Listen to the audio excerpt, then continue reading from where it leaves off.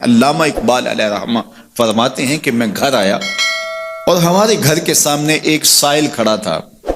سائل چوں قضائے مبرم ہے، جس طرح قضائے مبرم ہوتی ہے، ٹلتی نہیں ہے، اس طرح وہ ٹلنے والا ہی نہیں تھا. میں نے اس کو لا کہا بابا چلا جا، معاف کر، لیکن وہ ضد کر کے گھر کے دروازے کے اوپر کھڑا تھا. میں لاؤبالی کی عمر تھی تو سکول سے آیا تھا، میرے ہاتھ میں چھوٹی سی چھڑی تھی، تو میں نے اس کے کاسے کے اوپر ماری تو وہ کاسا ٹوٹ کے گر گیا اور اس کے اندر جو سارے دن کی ریزگاری جمع کی تھی وہ بھی بکھر گئی.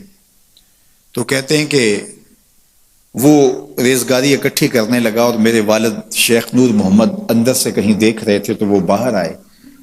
انہوں نے وہ ریزگاری اکٹھی کر کے اس کو دی اور اس کو اور پیسے دیے اور اس سے معذرت کی اور اس کو رخصت کیا اور مجھے بازو سے پکڑ کے اندر لے گئے. اقبال کہتے ہیں میں نے ساری زندگی اپنے والد گرامی کو یوں بلک بلک کے روتے نہیں دیکھا تھا. میرے والد نے مجھے بٹھا لیا اور کہنے لگے کہ اقبال، اگر قیامت کے دن رسول اللہ نے پوچھ لیا کہ تیرا بیٹا فقیروں کے کاسے توڑتا تھا تو بتا میں حضور کو جواب کیا دوں گا. تو کہتے ہیں کہ بس وہی لمحہ میری تربیت کا تھا. بلکہ اقبال پھر ساری زندگی کہا کرتے تھے نام تو از پدر آموختم، حضور آپ کا نام، آپ کی محبت میں نے اپنے باپ سے سیکھی. یعنی حضور کا سامنا کیسے کروں گا؟ اور پھر یہ اقبال کے کلام میں آخر تک یہ چیز آتی ہے کہ کیسے حضور کا سامنا ہوگا. تو غنی از ہر دو عالم من فقیر، روز محشر عذرہائے من پذیر، گر تو می بینی حسابم ناگزیر، از نگاہ مصطفیٰ پنہا بغیر. اقبال بھی پھر آخر میں دعا کرتے ہوئے اللہ کی بارگاہ میں عرض گزار ہوتا ہے، مالک تو غنی ہے، میں تیرا فقیر بندہ ہوں، تو مجھے یوں ہی معاف کر دے، میرا حساب نہ لینا، لیکن اگر میرا حساب لینا بڑا ضروری بھی ہوا تو یہ مہربانی کرنا حضور کے سامنے نہ لینا، میں حضور کو کیا منہ دکھاؤں گا. تو یہ فکر ملی کہاں سے؟ یہ باپ کی تربیت سے ملی، یہ ماں کی آغوش سے ملی. تو یہ ماں باپ کی ذمہ داری ہے کہ بیٹا جب کسی کا دل توڑے، جب کسی سے زیادتی کرے تو باپ وہیں اس کا راستہ روکے.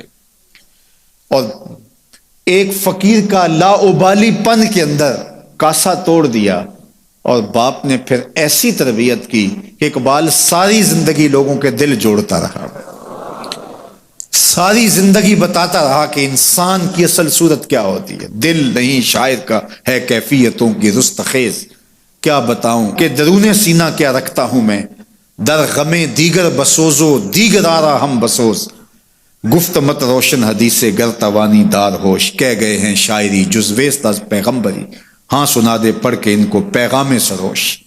وہ کہتا ہے دوسروں کے غم میں جلنا اور پھر اس غم کو جہان میں پھیلا دینا، اسی کا نام شاعری ہے. پھر اقبال نے وقتی شاعری کی، شاعر تو اور بھی ہیں لیکن اقبال کہتا ہے شاعری از مثنوی مقصود نیست، بت فروشی بت گری مقصود نیست، کشتائے انداز ملا جامیم، نظم و نثر او علاج خامیم. وہ کہتا ہے کہ میں یہ بت نہیں بنا رہا کہ یہ غزلیں تراش کے اور یہ نظمیں تراش کے لوگوں سے داد وصول کرو، بلکہ کسی نے اقبال کو کہا یار کوئی غزل تو سناؤ، تو اقبال رو پڑا، کہا حضور میں اپنے شعروں کی داد قیامت کے دن آپ سے ہی لوں گا. یارہ مرا غزل خانے شمردن، یاروں نے تو مجھے غزل خاں سمجھ لیا، میرا تو مقصد ہی اور ہے. بلکہ ان شعراء پہ تنقید اقبال نے کی، عشق و مستی کا جنازہ ہے تخیل ان کے اندیشہ تاریخ میں قوموں کے مزار، چشم آدم سے چھپاتے ہیں مقامات بلند، کرتے ہیں روح کو خوابیدہ بدن کو بیدار. ہند کے شاعر و صورت گر و افسانہ نویس، آہ بیچاروں کے اعصاب پہ عورت ہے سوار، ہر وقت لب و رخسار کے تذکرے، ہر وقت نشیلی آنکھوں کی کہانیاں، ہر وقت قد رانا کی باتیں. کہا تم اس خول سے نکل ہی نہیں رہے، تمہاری شاعری صرف ایک عورت کے گرد گھوم رہی ہے جس نے اس کو تخلیق کیا، اس خالق کے جلوے بھی تو دیکھو نا.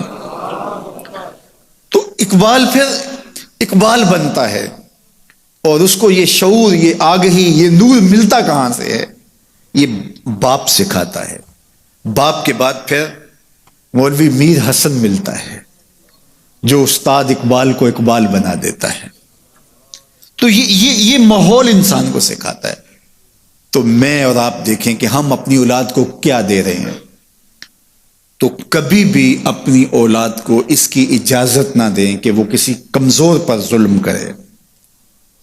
جب کمزور پر آپ کی اولاد ظلم کرتی ہے، زیادتی کرتی ہے، تو پھر وہ بڑی ہو کر کے ظالم بنے گی، جابر بنے گی.